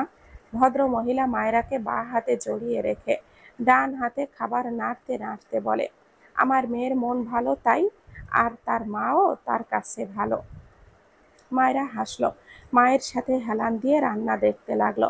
সত্যি তার মা সেরা। পরের দিন ইরফান মায়েরা ফজর নামাজ পড়ে ঘুমায়নি। মূলত ইরফান মায়রাকে ঘুমাতে দেয়নি, সে মায়রাকে শাড়ি পরিয়ে দিচ্ছে। খুব মনোযোগ সহকারে অল্প সময়ের সাথে মায়রাকে কালো শাড়ি পরিয়ে দেয়।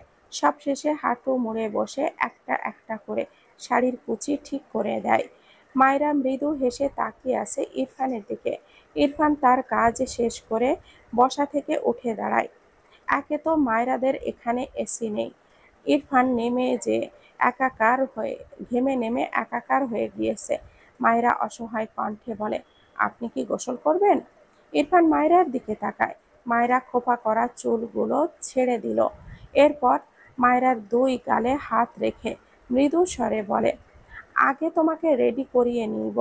কথাটা বলে ইরফান নিজে নিজে যা পারল তাকে সাজিয়ে দিল। মায়রার দুই হাত ভর্তি করে কাচের চুড়ি পরিয়ে দেয়। মায়েরা হাসলো। তার মনে আছে ইরফান প্রায় 30টি অ্যালবাম কিনেছিল, যার মধ্যে ইরফানের আঁকানো তাদের কত শত পিক বন্দি করে রাখা আছে।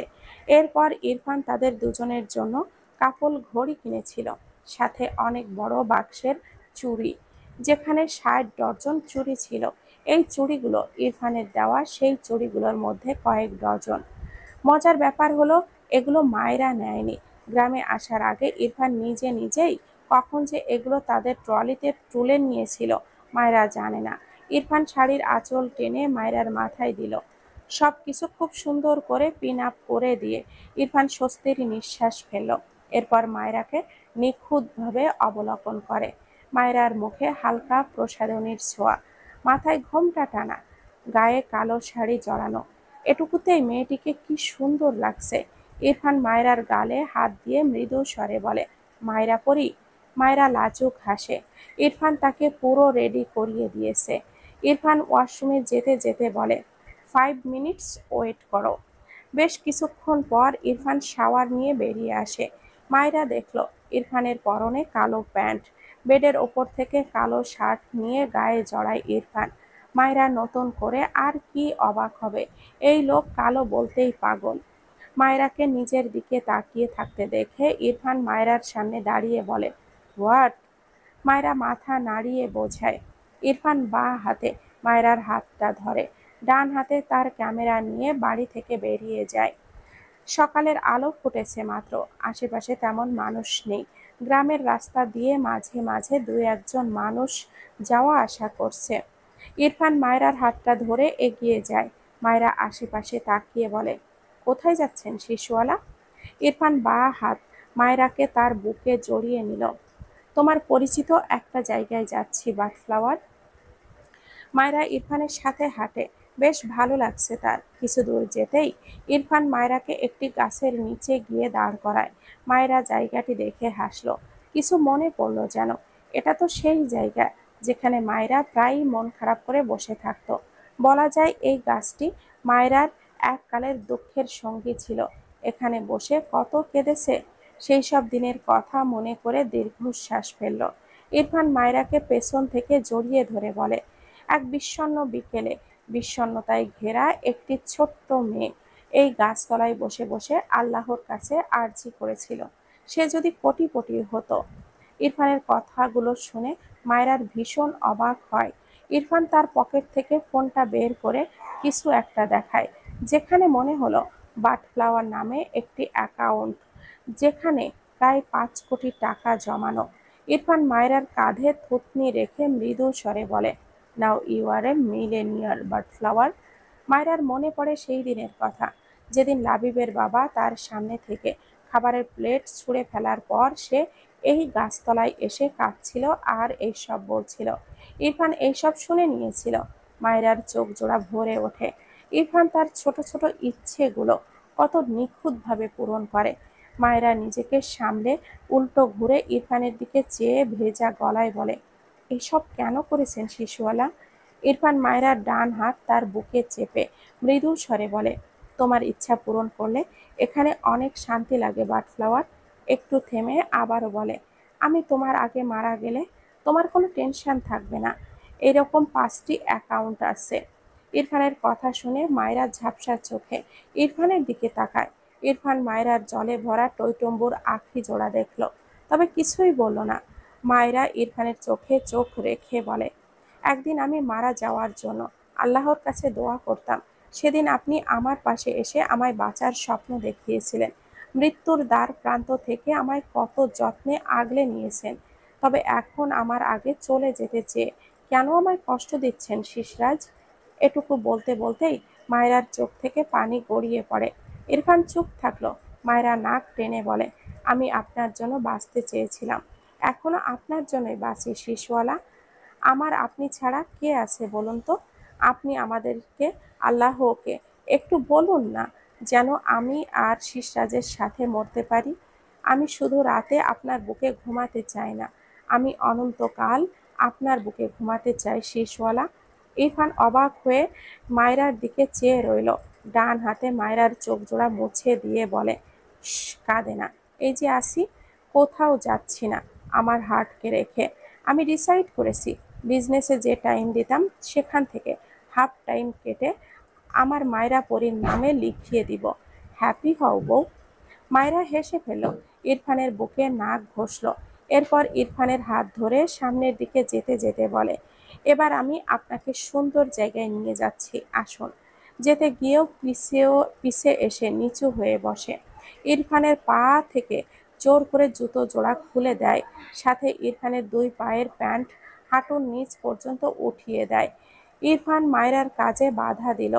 মায়রা ইরফানের হাত ধরে এগিয়ে গিয়ে ধান ক্ষেতের পাশে দাঁড়ায়। দুই পাশে ধান, মাঝে চিকন আইল। মায়রা ইরফানের হাত ধরে ধরে এগিয়ে যায়। ইরফান মায়রাকে এক জায়গায় দাঁড় করিয়ে মায়রার পিক ওঠায় তার ক্যামেরার সাহায্যে। এরপর ধান ক্ষেতের এক পাশে একটি মেশিন চালু করা, সেখানে অনবরত পানি পড়ছে। পানিগুলো আইলের মাছ দিয়ে বিভিন্ন ক্ষেতে ছড়িয়ে পড়ে। মায়রার পানির পাশে গিয়ে দাঁড়ালে ইরফান অনেকগুলো পিক ওঠায়। মায়রা মেশিন থেকে নির্গত পানি কিছুটা মুখে দেয়। ইরফান হাঁটুর নিচ পর্যন্ত পানির মাঝে দাঁড়িয়ে আছে। মায়রার শাড়িও অনেকটা ভিজে গিয়েছে। ইরফান মৃদু হেসে ডাকে, বাটফ্লাওয়ার। মায়রার মুখে পানি দিয়ে ভেজা মুখে ঘাড় বাঁকিয়ে তাকালো ইরফান। সাথে সাথে মায়রার পিক ক্লিক করে। মায়রা ইরফানের দিকে পানি ছিটিয়ে খিলখিলিয়ে হাসে। ইরফান মুখ বাঁকিয়ে আবারও মায়রার দিকে তাকায়। মায়রার হাস্যোজ্জ্বল পিক তার ক্যামেরায় বন্দি করে। এরপর ইরফান তার ক্যামেরা গলায় ঝুলিয়ে মায়রার দিকে এগিয়ে গিয়ে মায়রাকে কোলে তুলে নেয়। এরপর 2 আইলের মাঝখানে বেয়ে যাওয়া পানির মাছ দিয়ে হাঁটে ইরফান। বেশ ভালো লাগছে তার। মায়রা ডান হাতে ইরফানের গলা জড়িয়ে ধরে বলে, ভালোবাসি শিশরাজ। ইরফান আর চোখে মায়রার দিকে তাকায়, সামনের দিকে দৃষ্টি রেখে বলে, আই নো বাটফ্লাওয়ার। মায়রা মুখ ফুলিয়ে বলে, আপনি আমার কথার আনসার দেন না কেন? ইরফান হাত তার হাত দিয়ে সিটিয়ে মায়রাকে তার সাথে জড়িয়ে নিয়ে আবেগ ঘন কণ্ঠে বলে, ভালোবাসা ফিল করতে হয় বাটফ্লাওয়ার, এটা বলার জিনিস নয়। মায়রা দুই হাতে ইরফানের গলা শক্ত করে জড়িয়ে ধরে। ইরফান ঠোঁট বাঁকিয়ে হাসলো। আশেপাশে চোখ ঘুরালে তেমন কাউকেই দেখতে পেল না। ইরফান গিরার অনেকটার ওপর পর্যন্ত পানি ছুঁই ছুঁই। সেভাবেই ইরফান মায়রাকে কোলে নিয়ে হাঁটে। গ্রামীণ পরিবেশ, সকালে এমন আবহাওয়া, নতুন এক অনুভূতির সাথে পরিচিত হলো দুজন। সন্ধ্যার পর ইরফান আর শুদ্ধ ছাদে বসে আছে। ইরফান ল্যাপটপে কিছু কাজ করছে। শুদ্ধ সিগারেট খুব বেশি খায় না, তবে মাঝে মাঝে না খেয়ে থাকতে পারে না বেচারা। যেমন ইরফানের পাশে বসে সিগারেট টানতে ব্যস্ত। ভাবনায় আসে সে প্রায় অনেক দিন যাবৎ, না শুধু অনেক দিন নয়, বেশ কয়েক মাস হলো ভুল করেও ইরফানের হাতে সিগারেট দেখেনি। ব্যাপারটা বোঝে না, তার সামনে না খাক। এই কয়েক মাসে ভুল করে একবার হলেও একদিন তো চোখে পড়তো, কিন্তু না, সে দেখেনি। কিছু একটা ভেবে ইরফানের দিকে তার ধরে রাখা সিগারেট বাড়িয়ে দিয়ে বলে, ইরফান, সিগারেট খাবি? ইরফান ল্যাপটপে কাজ করতে করতে ধান্দায় শুদ্ধর হাত থেকে সিগারেটটা নেয়। লাইটার দিয়ে আগুন জ্বালিয়ে ঠোঁটের ফাঁকে রাখে। এরপর হাতের লাইটার শুদ্ধের দিকে দিয়ে ডান হাতে সিগারেট ধরে সামনের চোখ পড়ল দরজায়, মায়রাকে দেখল। ইরফান বেশ কিছুক্ষণ মায়রার দিকে চেয়ে সিগারেটটা ছুঁড়ে ফেলল। মায়রার মুখে বিষাদের ছোঁয়া ছিল, যা ইরফানের কাণ্ডে মুহূর্তেই তার মুখে হাসি ফুটে ওঠে। ইরফানও সূক্ষ্ম হাসে। শুদ্ধ ইরফানের দিকে চেয়ে অবাক হয়ে বলে, সিগারেট ছুঁড়ে ফেললি কেন? ইরফান মায়রার দিকে চেয়ে বলে, বাটফ্লাওয়ার লাইক করে না। শুদ্ধ অবাক হয়ে বলে, না খেয়ে কেমনে থাকিস, ছাড়বি কেমনে? ইরফান সহজ স্বীকারোক্তি, ইটস ডিফিকাল্ট, বাট বাটফ্লাওয়ারের জন্য সব কিছুই করতে পারি, সেটা যত ডিফিকাল্টি হোক না কেন। শুদ্ধ মাথায় হাত দিয়ে বলে, একটু কম কম ভালোই তো ভাই, আমার বউ তো হার্ট ফেল করবে তোর মতো স্বামী দেখে। আমি এসব সিগারেট ছাড়তে পারবো না ভাই। ওরে বাবা, কি ভয়ানক কঠিন কাজ। ইরফান মায়রার দিকে চেয়ে বসা থেকে দাঁড়িয়ে যায়। মৃদু স্বরে বলে, I can do anything for my butterflower. শুদ্ধ চুপ থাকলো। ইরফানের সাথে তার মেলানো যাবে? এই শালা অস্বাভাবিক, হাত দুটোর দিক কি অবস্থা করেছে। ইরফান ছাদ থেকে এসে ঘুমিয়েছে। এখন রাত বাজে 12টা। মায়রা ইরফানের জন্য ভাত এনে বসে আছে। ইরফান উল্টো হয়ে ঘুমিয়ে আছে।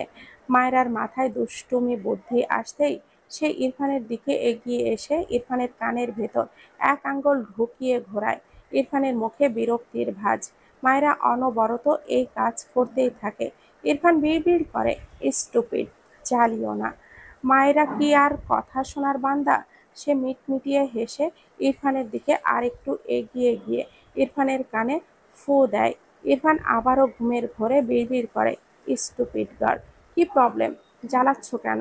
মায়রা ইরফানের মুখ বরাবর মুখ রেখে বলে, উঠুন। ইরফান বিরক্তির কণ্ঠে বলে, নো। মায়রাও বিরক্ত হয়, ইরফানকে আরও জ্বালায়, কিন্তু এই লোক আজ উঠবে বলে তো হয়তো পণ করেছে। মায়রা কিছু একটা ভেবে ইরফানের কানের কাছে মুখ নিয়ে শুদ্ধ করে গেয়ে ওঠে, তুই জান রে আমার জান রে, বেঁচে থাকার তুই কারণ। এটুকু বলতেই ইরফান ঠাস করে মায়রাকে বিছানায় ফেলে। মায়রা ওপর আধ শোয়া হয়। মায়রা চোখ বড় বড় করে তাকায়। ইরফান ঘুম জড়ানো কণ্ঠে বলে, আমি তোমার কি? মায়রা এলোমেলো দৃষ্টি ফেলে আমতা আমতা করে। ইরফান মায়রার দিকে আরেকটু এগিয়ে গিয়ে বলে, বলো, আমি তোমার কি? মায়রা মিন মিন করে বলে, জান। ইরফান মায়রার কাঁধে মুখ গুজে চোখ বুজে নেয়। মায়রার কানের কাছে মুখ নিয়ে ঘুম জড়ানো কণ্ঠে একটু টেনে টেনে ডাকে, জান। মায়রা কেঁপে ওঠে। ইরফান চোখ বুজেই মায়রার কাঁধে একটা চুমু আঁকে। আবারও একই কণ্ঠে বলে, ডিস্টার্ব করছিলে কেন জান? এবার আমি তোমায় ডিস্টার্ব করব, বি রেডি, ওকে জান? মায়রা ঢোক গেলে ইরফান ঠোঁট বাঁকিয়ে একটু হাসলো।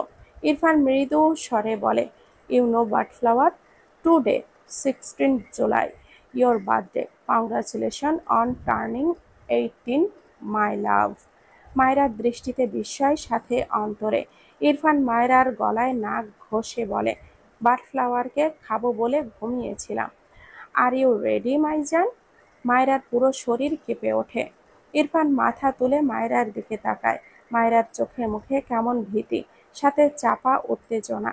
ইরফান মায়রার চুলের ভাঁজে হাত ডুবিয়ে ঘোরের মাঝে বলে, মায়রা পরি, তুমি এত সুন্দর কেন? তুমি বড় হয়ে গেলেন কেন বউ? I can't control myself. মায়রার দুই পায়ের তালুতে শিরশির অনুভূতি হয়। ঢোক গিলে মিনমিন করে বলে, ভাত খাবেন?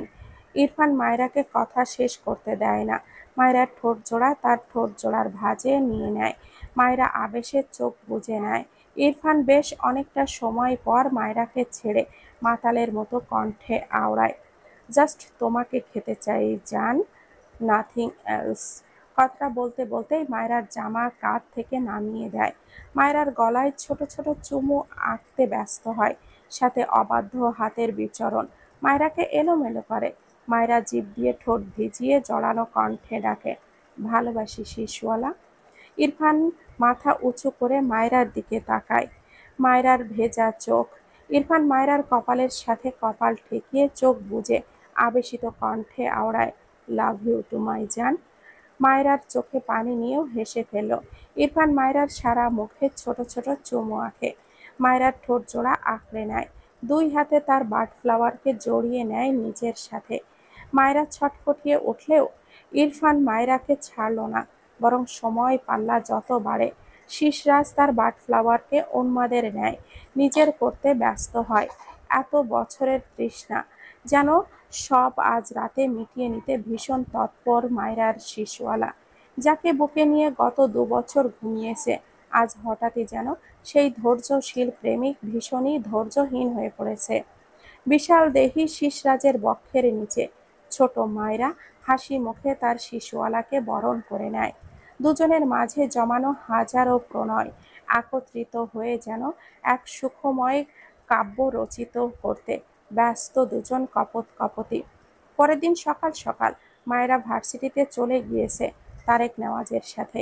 ইরফান সকাল সকাল ঘুম থেকে উঠে মায়রাকে না পেয়ে ভীষণ বিরক্ত হয়।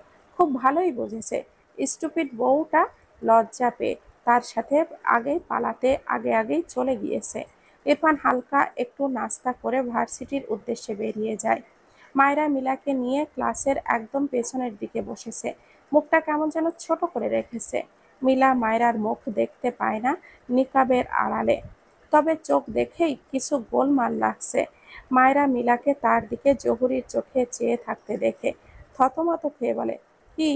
মিলা গালে হাত দিয়ে বলে, আমি এখনো সিঙ্গেল হয়েও আমার যথেষ্ট বুদ্ধি, তোর কি হয়েছে ঝেড়ে কাশ তো।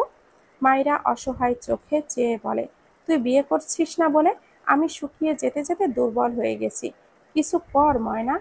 মিলা পুরো ক্লাসে চোখ বুলিয়ে বলে, কাউকে পছন্দ হয় না, তোর জামাইয়ের একটা যমজ ভাই থাকলে সেই হতো। মায়রা রেগে বলে, আমার শিশরাজের দিকে নজর দিলে তোর চোখ তুলে নিব বলে দিলাম, বেয়াদ্দপ, যা ভাগ। মিলা মুখ টিপে হেসে বলে, আহারে আমার ময়নাটা তার শিশরাজকে কত ভালোবাসে।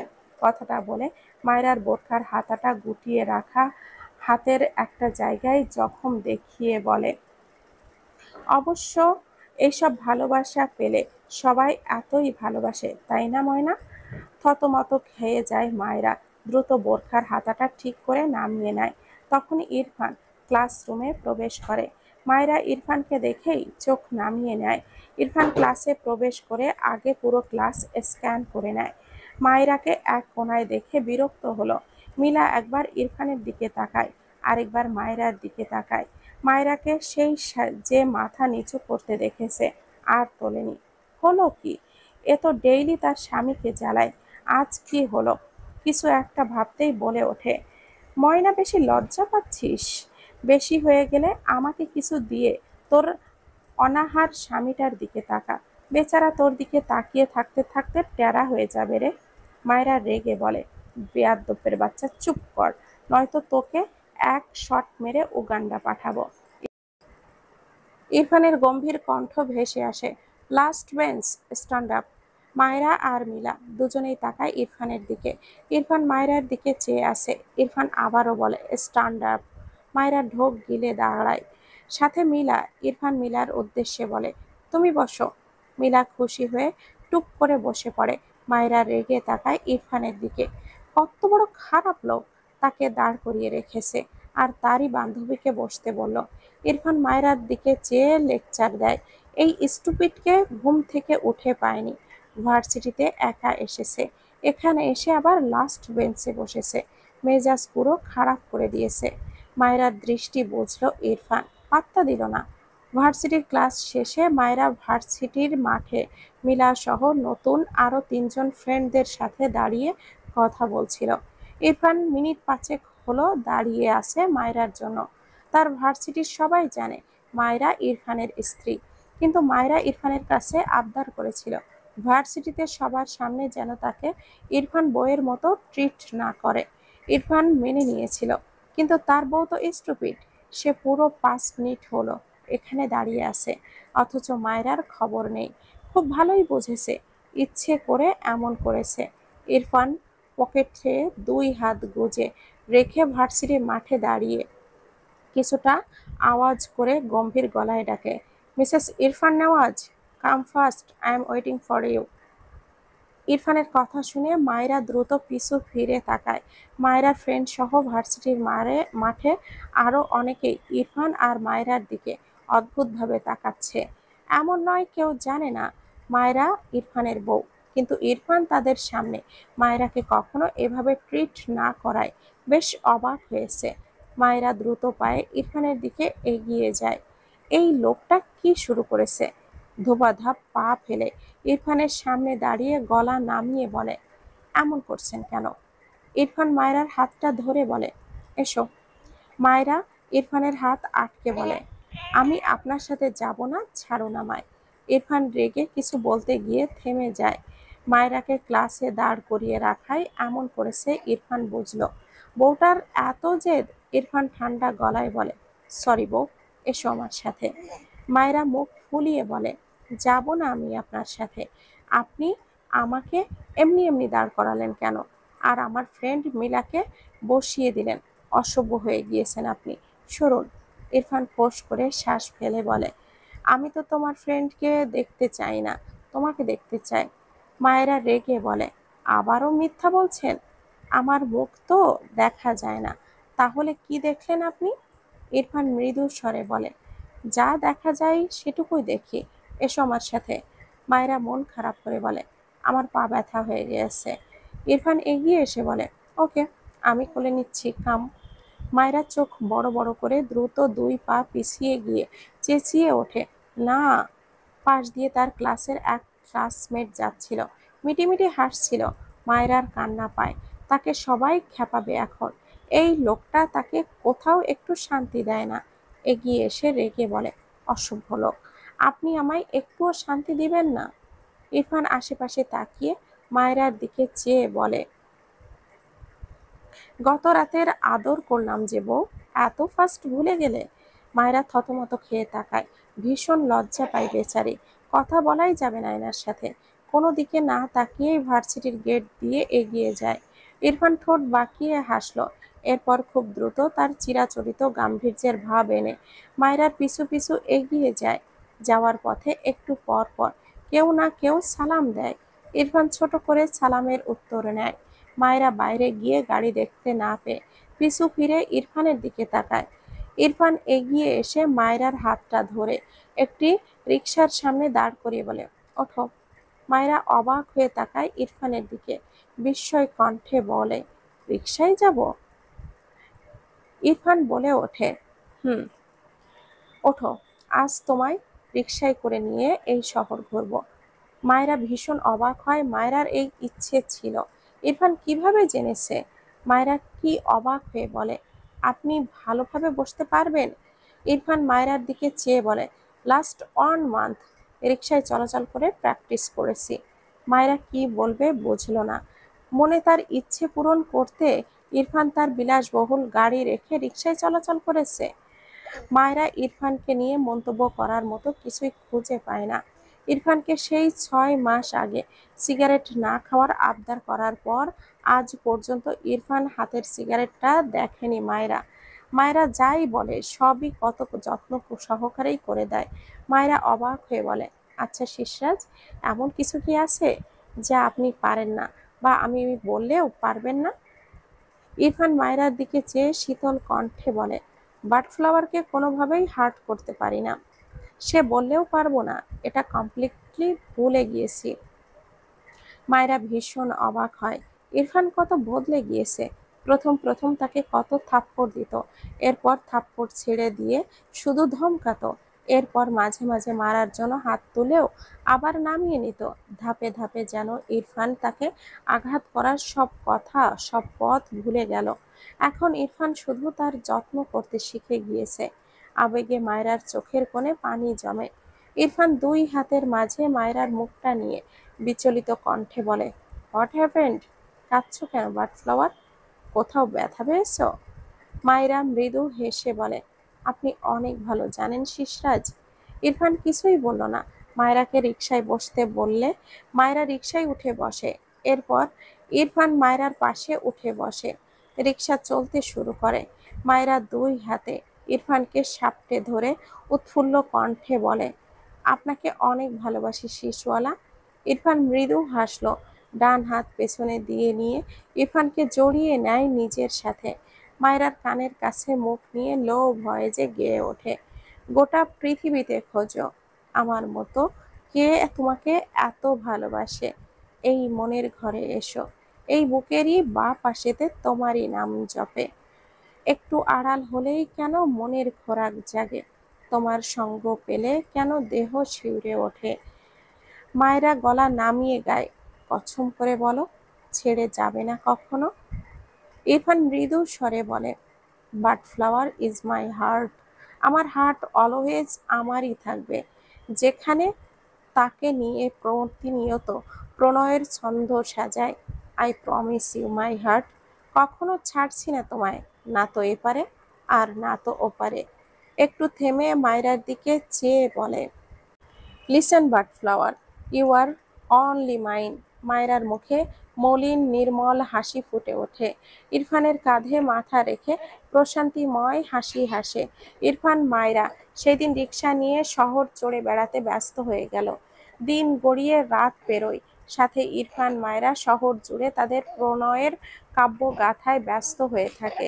পরিশেষে ইরফান ও মায়রার নিঃস্বার্থ ও সূক্ষ্ম মানসিক সংযোগ স্থাপনের মাধ্যমে এবং কোমল ও হৃদয় স্পর্শী আবেগ প্রকাশ দ্বারা তাদের জীবনে একটি পবিত্র, নিখাদ, নির্মল ও কলুষমুক্ত ভালোবাসার মাধ্যমে তাদের হৃদয়ের প্রকাশিত ও অপ্রকাশিত ভাষাসহ প্রেমের গল্প ও কবিতা রূপে রচিত হলো।